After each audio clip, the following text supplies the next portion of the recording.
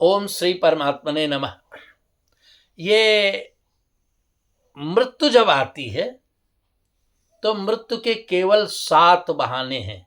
7 के अलावा 8वां बहाना नहीं होता। उनमें से कोई एक बहाना लेकर के मृत्यु आ जाती है। जलम, पानी, डिहाइड्रेशन हो गया या पानी में डूब गया या ज़्यादा पानी से हो गया। जलम, अग्नि, आग, आग में विद्युत हो गई, आकाश विद्युत हो गई और आग जो सामान्य है वो हो गई, तो यार इससे भी मृत्यु हो जाती है।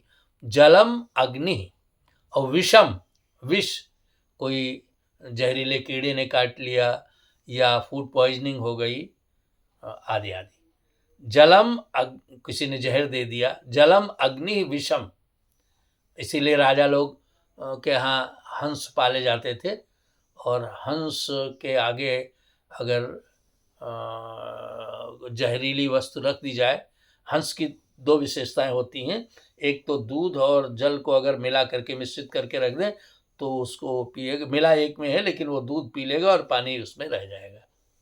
दूसरी विशेषता ये है कि यदि विषान्न है उसके सामने तो उसकी आंखें जो लाल होती हैं, लोहित लोचन होता है, उसकी आंखें नीली पड़ जाती हैं।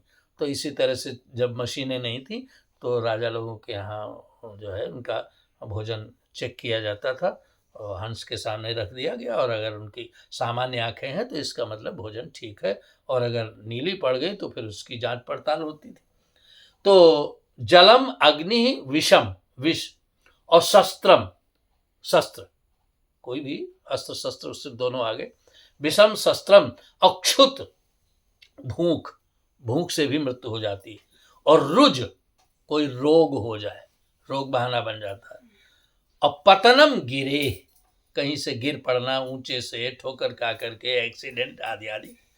तो इनमें से जलम, अग्नि, विषम, शस्त्रम, जलम, अग्नि, विषम, शस्त्रम, क्षुत, रुज, पतनम, गिरे।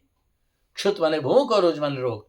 पतनम, गिरे, किंचित निमित्त मासाद्य, इनमें से कोई एक निमित्त बना करके, बहाना बना करके, देही प्राणैर विमुच्यते, यह आत्मा शरीर को छोड़ देती है। इसके अलावा मृत्यु का कोई 8वां बहाना नहीं होता। धन्यवाद।